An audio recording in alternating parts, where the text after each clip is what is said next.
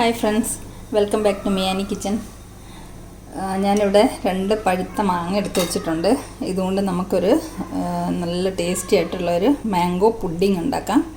അപ്പോൾ ഈ മാങ്ങ ചെത്തി തോലൊക്കെ കളഞ്ഞിട്ട് നമുക്ക് കഷ്ണങ്ങളാക്കി മിക്സിയുടെ ജാറിൽ കുറച്ച് പഞ്ചസാരയും കൂടി ഇട്ട് അടിച്ച് നല്ല പേസ്റ്റാക്കി കൊണ്ടുവരാം. ആദ്യം ഇത് അൽഫോൻസോ മാങ്ങയാണ്. ഏത് മാങ്ങ കൊണ്ട് വേണമെങ്കിലും നമുക്ക് ഉണ്ടാക്കാം. എനിക്കിപ്പോൾ ഈ മാങ്ങ കയ്യിലുള്ളത് കൊണ്ട് ഞാനിതുകൊണ്ട് തയ്യാറാക്കാൻ പോവാണ്. അപ്പോൾ ഞാനിതൊക്കെ ചെത്തി കഷ്ണമാക്കി പേസ്റ്റാക്കി കൊണ്ടുവരാം. മാങ്ങയൊക്കെ ചെത്തി കഷ്ണങ്ങളാക്കി മിക്സിയുടെ ജാറിലിട്ടിട്ടുണ്ട്. ഇതിനകത്തേക്ക് നമുക്ക് ഒരു 2 സ്പൂൺ പഞ്ചസാര ഇട്ട് കൊടുക്കാം. ഇത് ബ്രൗൺ കളറുള്ള പഞ്ചസാരയാണ്, അതിട്ട് കൊടുത്തു. ഇനി നമുക്കൊരു 2 ഏലക്കായുടെ കുരു ഇട്ട് കൊടുക്കാം. ഇതെല്ലാം കൂടെ നല്ലതുപോലൊന്ന് ഫൈൻ പേസ്റ്റ് ആക്കിയിട്ട് നമുക്ക് അരച്ചു കൊണ്ടുവരാം. മാങ്ങ നല്ല പേസ്റ്റ് രൂപത്തിൽ അരച്ചിട്ടുണ്ട്. ഇതിലേക്ക് നമുക്കിനി പാലും കൂടെ ഒഴിച്ചിട്ട് ഒന്നും കൂടെ അടിച്ചു കൊണ്ടുവരാം.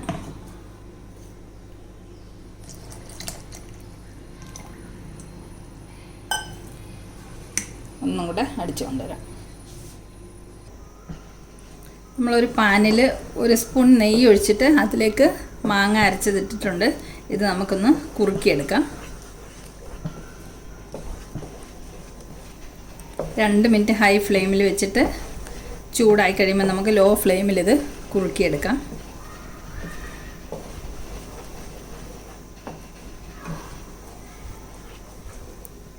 ഇതിപ്പോൾ നല്ലപോലെ ചൂടായിട്ടുണ്ട്. ഞാൻ ഫ്ലെയിം ലോ ചെയ്തിട്ട് ഇനി ഇത് കുറച്ച് നേരം കണ്ടിന്യൂസ് ഇളക്കി കൊടുത്തിട്ട് കുറുക്കിയെടുത്തു കൊണ്ടുവരാം. മാങ്ങയുടെ പൾപ്പൊക്കെ കുറുകി വരുന്നുണ്ട്. ഇനി ഇതിലേക്ക് നമുക്ക് ഒരു 2 സ്പൂണ് കോൺഫ്ലവർ 1 കപ്പ് വെള്ളത്തിൽ കലക്കി വെച്ചതാണ്. ഇത് നമുക്ക് കുറേശ്ശെ ആയിട്ട് ഇതിലേക്ക് ഒഴിച്ച് ഇളക്കി ചേർത്ത് കൊടുക്കാം. കുറച്ചായിട്ട് ഒഴിച്ച് ഇളക്കി ചേർത്ത് കൊടുക്കാം.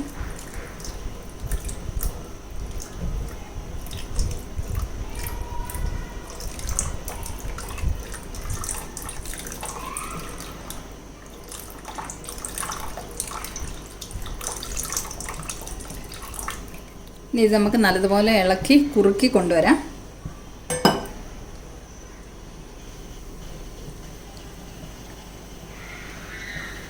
ഇത് കൈയെടുക്കാതെ കണ്ടിന്യൂസ് ഇളക്കണം. ഇത് ഇളക്കി കുറുക്കി കൊണ്ടുവരാം. നമുക്ക് നമ്മുടെ പുഡിങ്ങിൻ്റെ കൂട്ട് ഇവിടെ നല്ലതുപോലെ കുറുകി വന്നിട്ടുണ്ട്. പാകത്തിന് കുറുകിയിട്ടുണ്ട്. ഇനി നമുക്ക് ഫ്ലെയിം ഓഫ് ചെയ്തിട്ട് ഇതിനെ ഒരു ബൗളിലേക്ക് മാറ്റാം. ഇത് കണ്ടോ, നല്ല ഈ കൺസിസ്റ്റൻസിയിലാണ് നമ്മൾ ഫ്ലെയിം ഓഫ് ചെയ്യേണ്ടത്.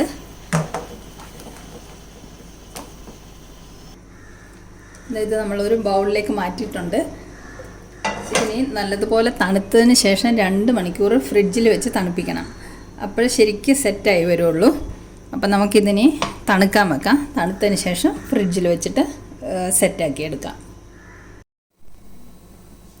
നമ്മുടെ മാംഗോ പുഡിങ് 2 മണിക്കൂർ ഫ്രിഡ്ജിൽ വെച്ച് കഴിഞ്ഞപ്പോൾ നല്ല സെറ്റായിട്ട് വന്നിട്ടുണ്ട്. ഇനി നമുക്ക് ഈ പ്ലേറ്റിലേക്ക് ഇതിനെ ഷിഫ്റ്റ് ചെയ്യാം.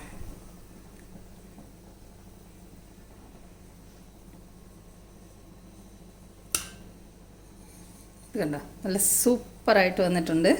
സ്റ്റിക്കി ഒന്നും ആയില്ല, ജസ്റ്റ് ഇളകി വീണിട്ടുണ്ട് പ്ലേറ്റിലേക്ക്. നല്ല അടിപൊളി മാംഗോ പുഡിംഗ് ഇവിടെ തയ്യാറായിട്ടുണ്ട്. ഇതിനെ ഒന്ന് ഡെക്കറേറ്റ് ഒക്കെ ചെയ്യാം. കണ്ട, ഞാൻ 2 മാങ്ങയുടെ ചെറിയ കഷ്ണങ്ങൾ കൊണ്ട് 2 കൊമ്പൊക്കെ ഉണ്ടാക്കി വെച്ചിട്ടുണ്ട്. നല്ല അടിപൊളി പുഡിങ്ങാണിത്. അപ്പോൾ ഇപ്പം മാങ്ങയൊക്കെ ധാരാളം കിട്ടുന്ന സമയമല്ലേ, മാങ്ങയുടെ സീസണാണല്ലോ. ഏത് മാങ്ങ കൊണ്ട് വേണമെങ്കിലും ഇതുപോലെ തയ്യാറാക്കാം. അപ്പോൾ ഈ റെസിപ്പി ഇഷ്ടമായെങ്കിൽ കൂട്ടുകാരൊക്കെ ഇതുപോലെ ഒന്ന് തയ്യാറാക്കി നോക്കണേ. ഞാൻ ഇതൊന്ന് കട്ട് ചെയ്ത് കാണിച്ചു തരാം.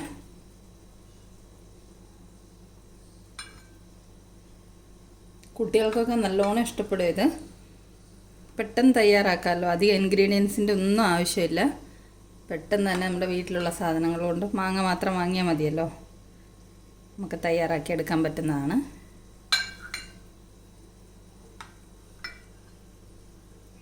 ഇത് കണ്ടോ, നല്ല അടിപൊളി സോഫ്റ്റായിട്ടുള്ള ഒരു മാംഗോ പുഡിങ്ങാണ്.